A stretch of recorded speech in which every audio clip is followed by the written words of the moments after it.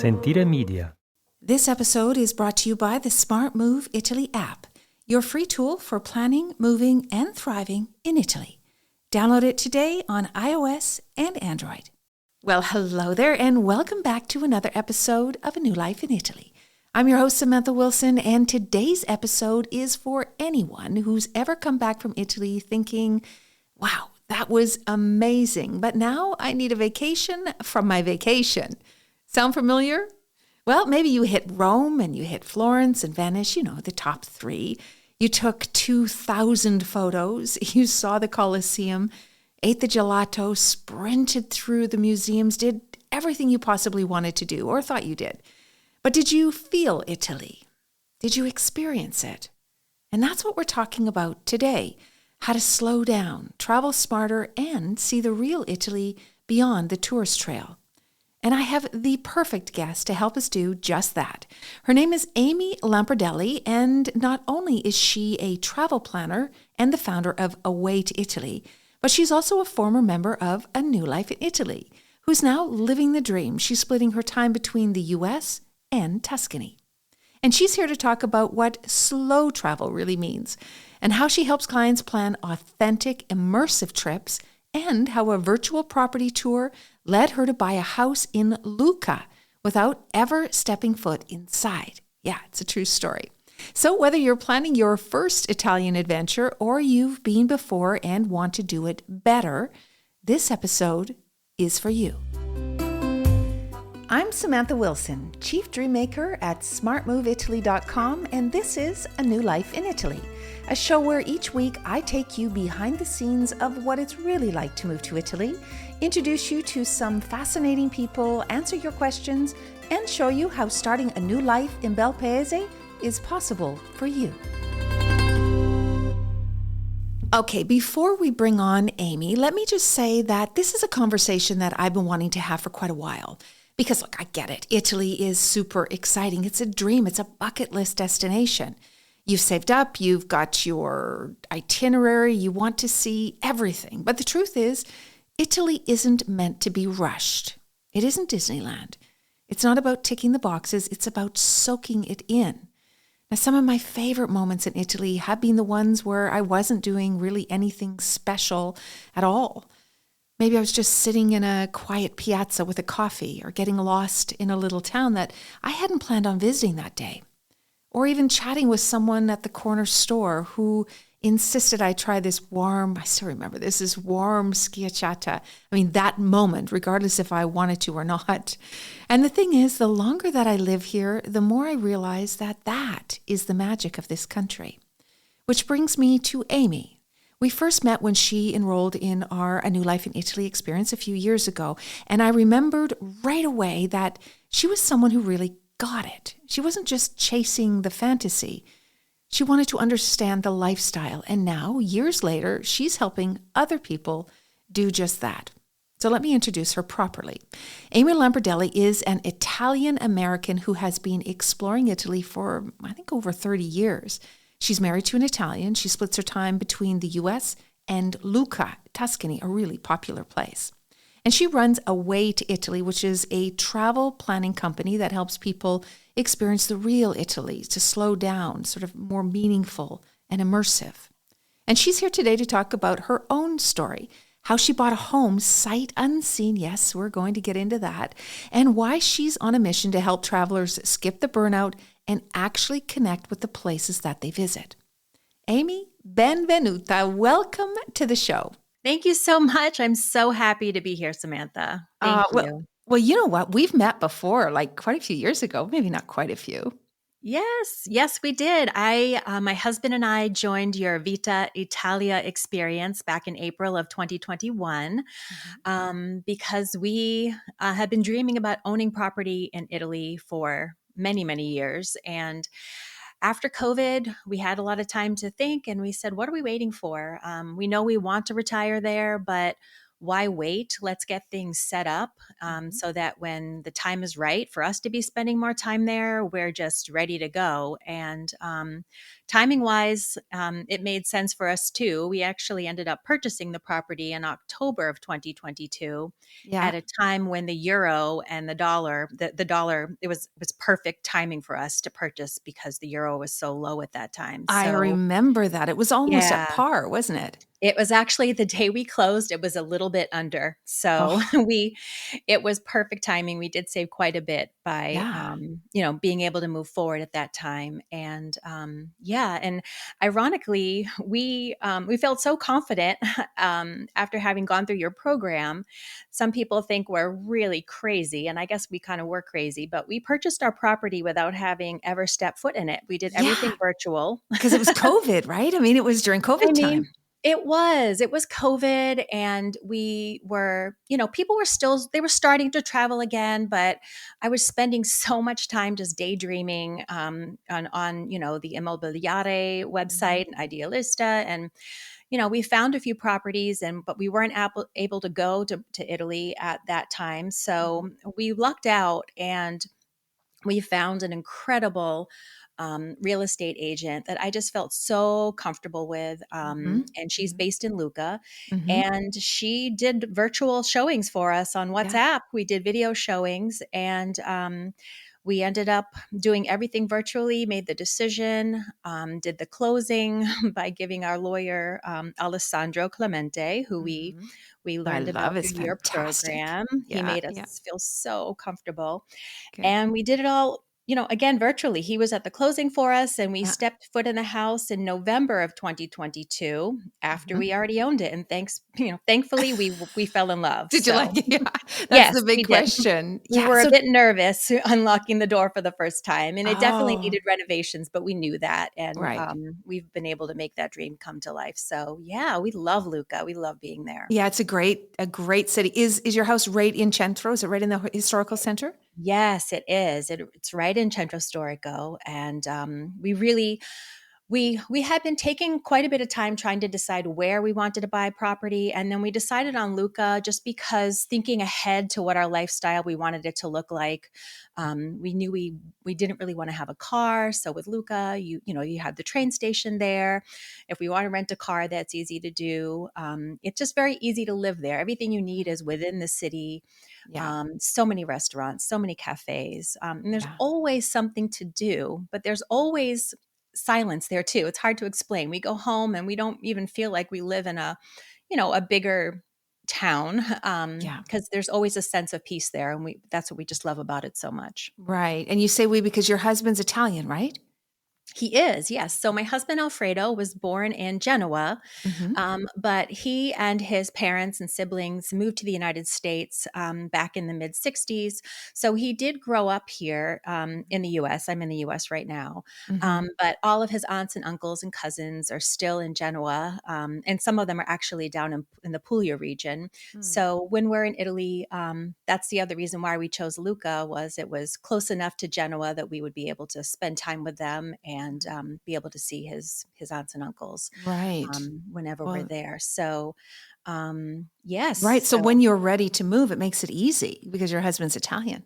well, it not necessarily, because what happened was when he became an American citizen, when he naturalized, Mm, it was in the mid 80s. The law in Italy yeah, at the time didn't allow people to have dual citizenship. So right, he not to the lost his, 90s. Yep. yes, he lost his Italian citizenship. So we've been trying to find ways for him to reacquire it.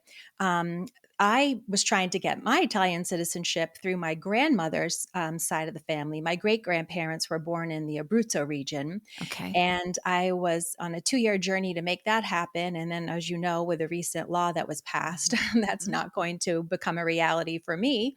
mm, But they also passed another law recently, which allows my husband, I guess, a year and a half window of time to mhm. reacquire his citizenship. I So was that's just the gonna path we're say taking now. yeah, Yes, exactly. yes. He's got to push on with that before that changes for sure. Yes, yes. Good So, stuff. and Okay. hopefully I'll pass the language class and be able to the language test and be able to get a citizenship myself through our marriage once he gets his. Yeah. So, Yeah, of course. I mean, piano, piano. You have a yeah, place here, you come back and forth, right? I mean, you still get to exactly. enjoy it.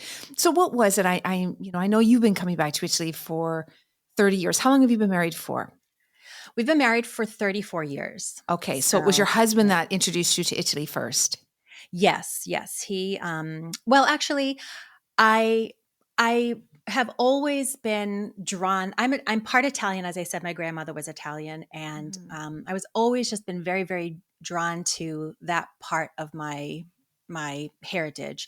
And so I always dreamed of traveling to Italy. And when I was a college student, my first time ever in Italy was when I was 18 years old. It was the summer after my freshman year of college, and I spent a summer in the Marche region in Urbino, Mhm. and then that was followed by a semester in Rome. And then this was also at the time where I had met my husband in the US and we had started dating. And then after graduating, we got engaged. And so everything, kind of happened simultaneously. But, as soon as we did get married right after college, and we've spent, many years traveling back and forth, spending time with his family, exploring Italy, and then always in the back of our minds trying to decide where we'd want to settle when we, Right. hopefully make that dream of owning property come true. So, Right. But yeah. Italy is part of what you do now because of your Mhm. business, right? It is, So yes. So, tell me about that. Tell me what you're up to. sure. Yeah. So, Away to Italy started really more as a passion project a few years ago. My husband and I owned a couple of businesses here in the United States, and I wasn't able to really. Away to Italy didn't start off as a business per se, but again, more of a passion project because I just wanted to talk about Italy all the time. I love the culture. I love everything about it. I love the lifestyle. We love traveling there. And when we're here back in the US, I just keep wanting to talk about it. But honestly, there are a lot of people in my life who, for whatever reason, don't love Italy as much as I do. And so I was just, let's create a community of other people where that, on through my website and also through my Instagram page, to share my stories and share what I love so much about the culture. And Mhm. I created a community that wanted to actually listen and share, our stories together. So it started off with that, but then it's as I mentioned, we had a couple of businesses and we were able to let go of those businesses recently. And so now I'm really able to focus more on my passion for slow travel, which is Mhm. I just am so passionate about getting the word out about how important slow travel is for Italy and also for the travelers who want to experience Italy. Yeah. And that's what this has turned into. So, I my think this is a really great topic as well because I live in Florence Mhm. and I mean I'm not in the centro but I'm close and we don't really go in that much because especially this time of year it's just too many people. Sure. And I think about that a lot and I've seen some things online about the over tourism not just in Florence but in other parts of Italy and I Mhm. do see it as the years have gone by it's gotten progressively worse and this idea of just racing through, a city like Florence, that's Mm. literally an open air museum everywhere you look, but to race through to see just the sights and then move on to the next place, I feel like they're just missing so much. I mean, is that what you mean by slow travel, by just maybe spending it in less places or slowing your itinerary down? Maybe explain the concept a little bit more. Sure, sure. So, well, a couple of things. So, the first I think I understand why people want to rush through Italy. I think there are three reasons why they today especially there's this pressure to feel like you need to see it all is because of what people are seeing on Instagram, what they're seeing Mhm. online, other people's opinions. Oh, your neighbor might have gone to Italy and said, you must go to Rome, Florence, and Mhm. Venice, and the Amalfi Coast in 10 days. Or, Mhm. again, you follow people online and everything looks, beautiful, and you have this pressure to see it all. And for a lot of people, also, a trip to Italy is a once in a lifetime opportunity, Mhm. and they Yeah. don't want to miss out on anything. So I Yeah. completely understand that. And I also think that, especially for those of us from like the United States, from North America, we I think slowing down feels unfamiliar. At home, we're so used to racing around, being Yeah. productive, constantly in motion. So when you're in a beautiful place like Italy and there's just so much to see, the idea of traveling slowly is kind of hard to wrap your mind around. I So, think even moving slowly, we always laugh at because there is a yes, completely different, just a pace of walk yes, compared to the Italians to the North Americans. We always, because we walk kind of slowly now, probably still maybe a little bit faster than an Italian would walk, but still pretty slowly now, and especially in this weather. But sure, the, sure. we always watch around and we just see North Americans just pacing, just walking so fast. And Yes. this is their normal gait, right? It's not even different, but it's kind of funny to watch You are physically to slow down. You're so right. I even find myself having to I find I have to remind myself to slow down sometimes, Mhm. especially the first couple of days that when I arrive back in Lucca, like, okay, let's just, take it Yeah. slow. Not be But so destination focused, right? It's like it's about exactly. getting to where you're going and looking around along the process, right? What did they say? It's the journey, not the destination. Yes, Yeah. exactly. And along with that, so to further kind of define what I mean by slow travel. I mean, some people say, "Oh, Amy, that must be, must be nice. You can travel slowly, you can spend more time in Italy." So, I guess to further clarify what I mean, when I say slow travel, I mean intentional travel. So, Mhm. what I always recommend to my readers, and the first step that I take with my travel planning clients, is to discover what their travel style is. I actually have a little quiz that I give them to try to determine, like, what are they passionate about? What lights them up? Are you a food and wine enthusiast? Do you love to be by the coastline? Do you love art and history? Mhm. Or are you someone like me? I like to call myself a cultural immersionist. I love to just settle in and really experience the pace and the rhythm of the culture wherever I'm at. So, and once you determine what your travel style is, and most people have more than one. I mean, for me, I'm a food and wine lover, and I'm a cultural immersionist. Mhm. And so that should be the compass that you use to design your trip.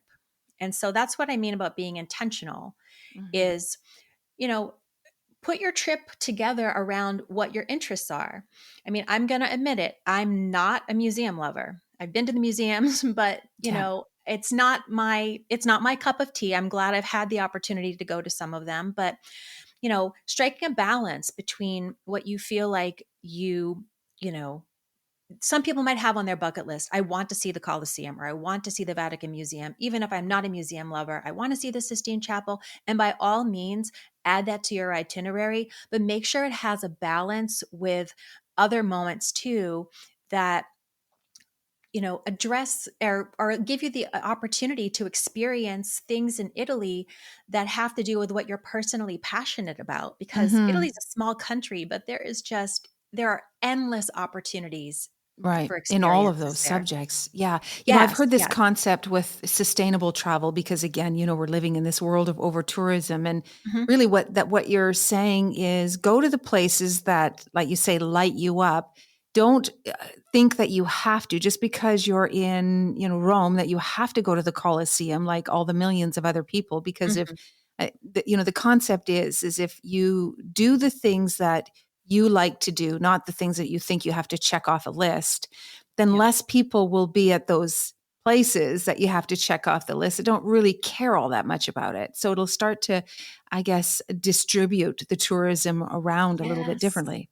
Yes, yes, and that's what I love about the idea of more intentional travel, slow travel is I feel like it's a win-win. It's a win for Italy because it takes away it could potentially take away some of the tourists that are in all the the big cities, Hmm. but it's also a win for the traveler because the traveler is having experiences that they're just not going to have when they're elbow to elbow with other tourists you know, the narrow streets of Yeah. Positano or Yeah. Rome or Florence or whatnot. So, but again, I know that for some people, a trip to Italy is a once in a lifetime experience. So I recommend just a balance, balancing it out. So Yeah. the other thing that I feel strongly about that makes a trip more slow or slower is to again be intentional about choosing the regions that you explore in Italy and spending as much time as you can there. So Mhm.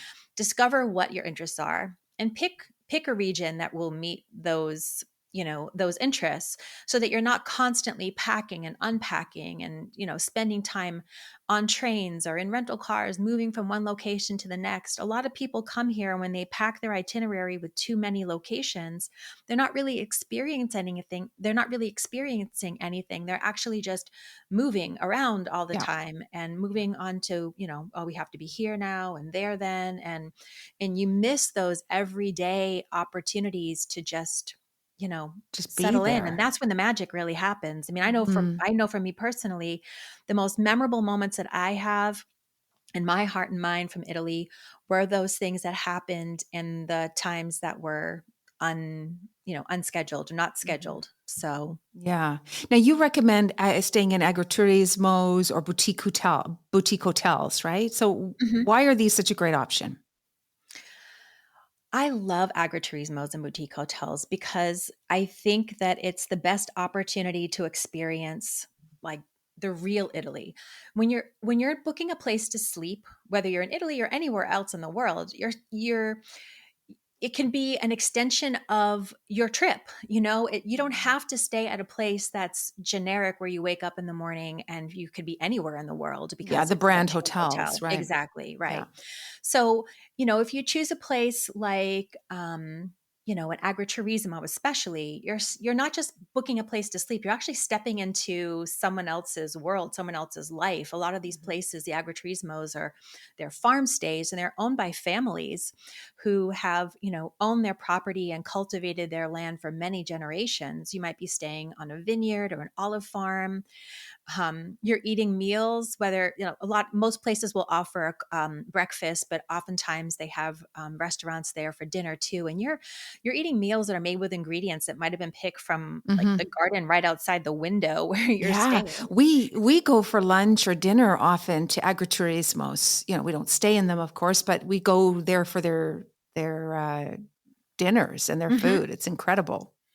It is. I mean, and that, that experience of eating there or staying there, it's just one more part of your whole travel experience. Instead of it just being a place to sleep, it's actually part of your trip. It's part of the memories that you take home. And so that's why I feel strongly about, agriturismos. And then boutique hotels are the same. As you know, they're smaller, they're usually more locally owned, and they can be full of character. Some of Mhm. them are in renovated historical buildings. Oftentimes they have, local interior designers or artisans, provide, things to decorate the space. And then the other thing I always like to recommend to people are unique stays. A lot of people don't realize that there are a lot of unique stay opportunities in Italy. Mhm. For example, a few years ago, my husband and I were in Matera and we stayed in a cave hotel for 3 nights. Yeah. And Yeah. it's an Fantastic. incredible experience. It was a luxury cave hotel, but Yeah. still a cave hotel. And but there are monasteries and there are castles and there are, alberghi diffusi, those diffused hotels that take Mhm. over a whole village. Mhm. Um, there's so many opportunities, and they can be a great, again, way to add moments you'll always remember on your trip. Right. And you do all this planning for people.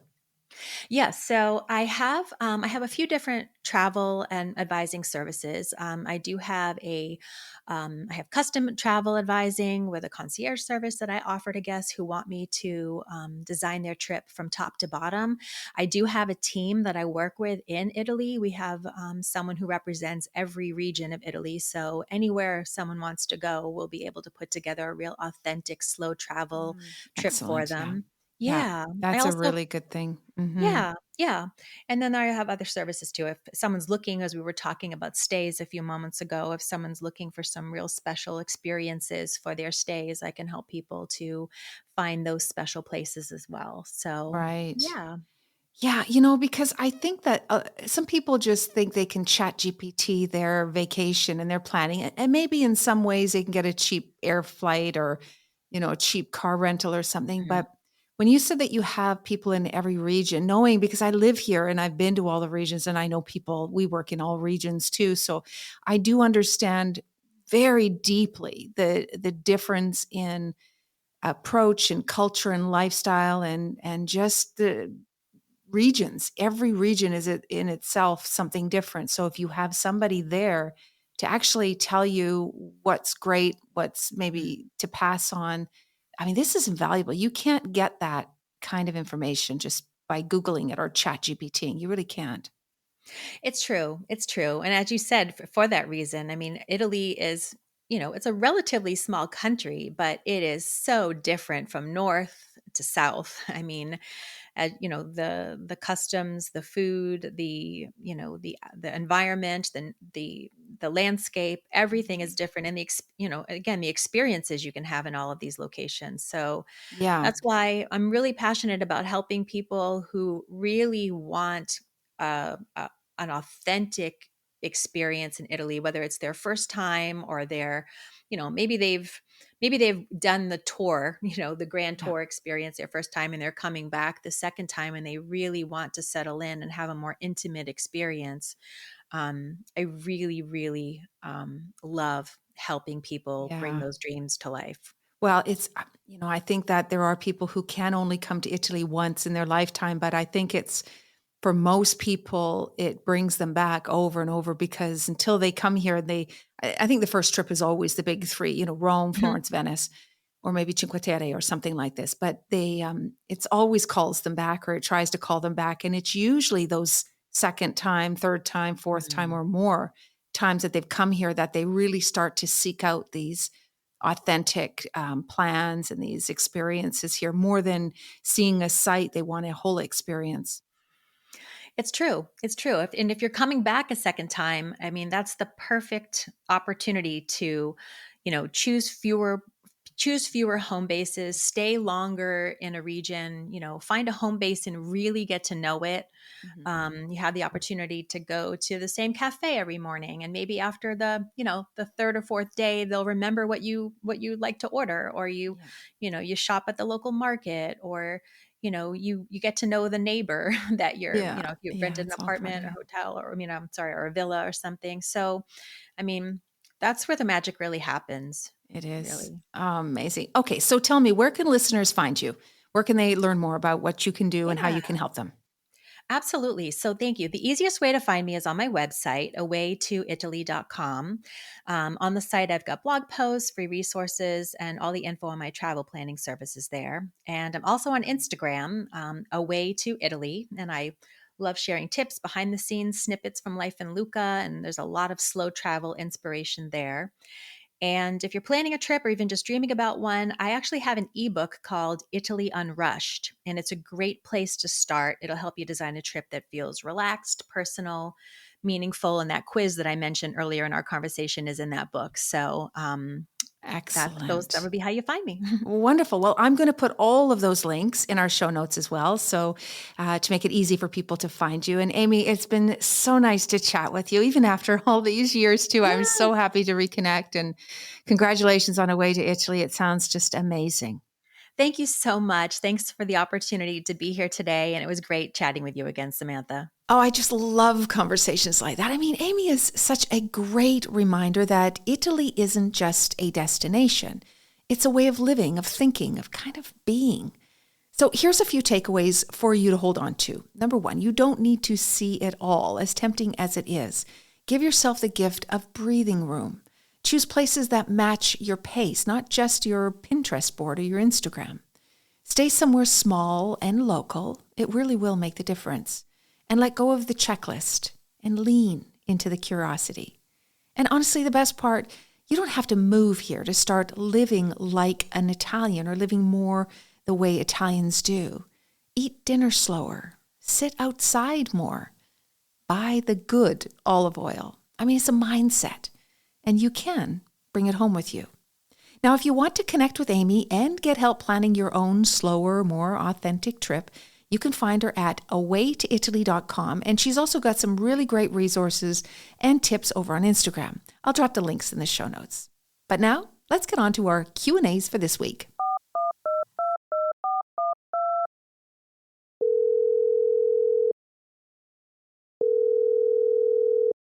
It's time for listener questions. Just like the old radio call-in shows, my team has picked 3 listener questions, all left on our voicemail. I have no idea what these questions are, but I haven't been stumped yet. Are you ready? Let's get started. Okay, question number 1. For digital nomad visas, do professional reference letters need to be resubmitted every year or only initially? Okay, that's a good question because it leans into the idea of what is a digital nomad here in Italy, or the way that the immigration looks at it. In Italy, a digital nomad for this visa isn't just somebody who blogs, online or just works and has a little Instagram channel or whatever. That's not a digital nomad person in the eyes of the immigration here in Italy. You need to be highly skilled, which is why you need to have a degree. And sometimes for people who don't have degrees, who just have a decade or decades sometimes of experience, to prove that they are highly skilled, it's very, very important to have professional references, articles, any kind of evidence that shows that you really are the top of your field. You really are an expert, especially if it's in lieu of having a degree. Now, this is a risky digital nomad visa to obtain when you do not have a degree. Always a degree is better. But if you don't have a degree, but you have a lot of experience and a lot of notoriety on what you do, this will help you. But you need to have those documents and those letters. So initially, yes, you need them for the initial visa application in your home country. And that visa, by the way, when you arrive in Italy, you get the permit to stay, the permesso di soggiorno. And this permit is good for 1 year, and you have to renew it every year. And upon renewal, you have to continue to prove yourself. And yes, that will include resubmitting all of the documentation or even new documentation to prove that you are still a highly skilled person and still qualify for the visa. Question number 2, can a student visa be used if the goal is to teach and learn Italian? Okay. This is a good question because it kind of leans into getting a student visa to learn Italian. And I will say right now that years and years ago, this was the best route in. Anybody could apply for, to learn Italian at an Italian school and get a visa. It was kind of simple. Now it is not the case. If you have no language learning in the past or only, Duolingo or something, and you are trying to get a student visa in order to come to Italy and study Italian, or that's the reason, that's the course you're wanting to take, then the chances of getting that visa are slim to none. You have to answer the question in the student visa, why do I have to move to Italy to learn Italian? And it's a very good question because in most cases you don't.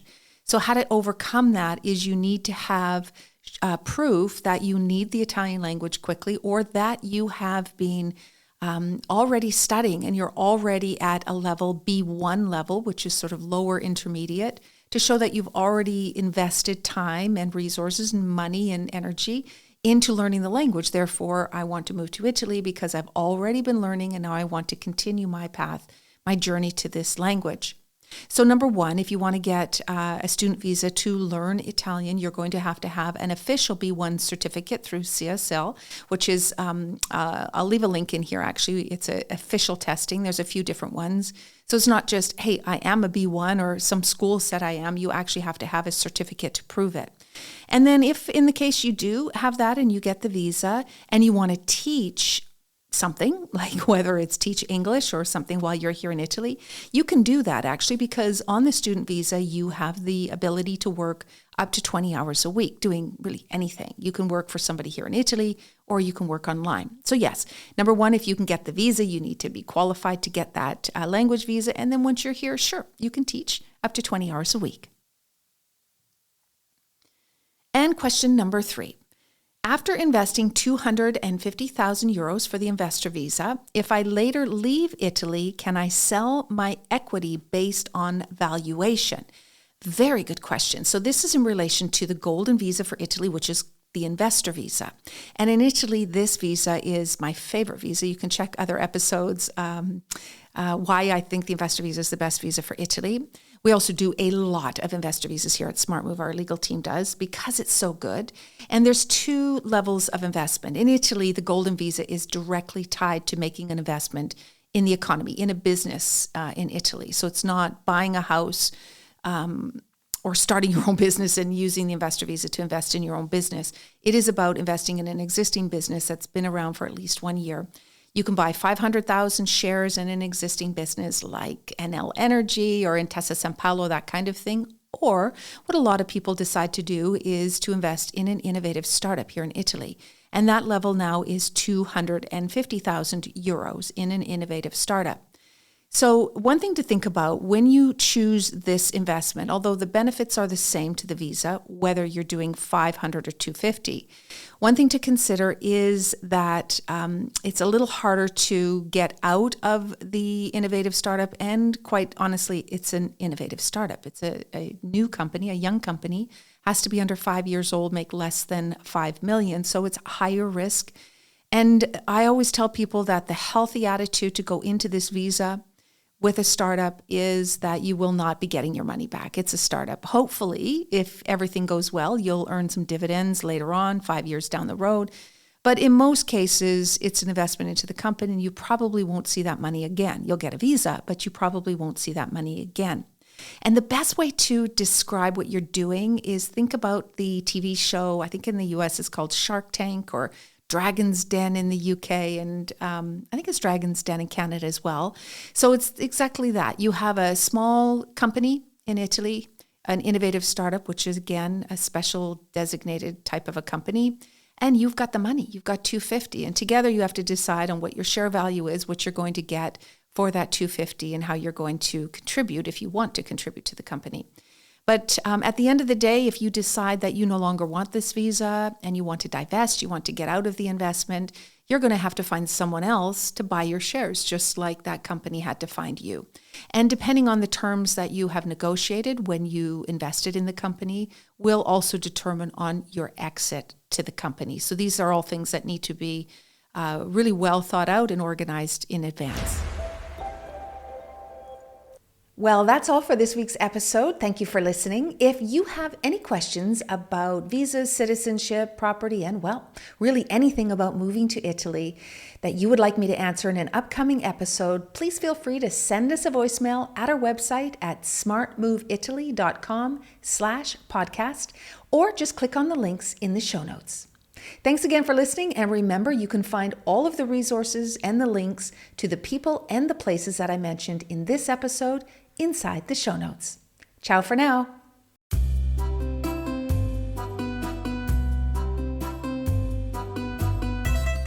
A New Life in Italy podcast is a production of Sentire Media, created and hosted by me, Samantha Wilson. Production by London Nero, and with special thanks to Ali Frothingham, Sofia Pisana, and the entire team at Sentire. Follow A New Life in Italy wherever you get your podcasts. And hey, if you're thinking of moving to Italy, whether full-time, part-time, or for a lifetime, come and see me over at smartmoveitaly.com and we'll help you get here and start living your best life. And don't forget, if you love this episode, please rate and leave a review. It's much appreciated. I can't wait to meet up with you again next week, same time, same place. Ciao for now.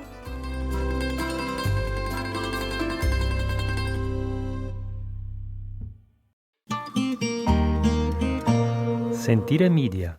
This episode is brought to you by the Smart Move Italy app, your free tool for planning, moving, and thriving in Italy. Download it today on iOS and Android. Hey, podcast producers and show hosts. Do you want to join a podcast network that celebrates all things Italian? At Sentire Media, we understand the allure of Italy and its unique culture. Our devoted team of hosts and producers are all driven by their shared passion for Italy.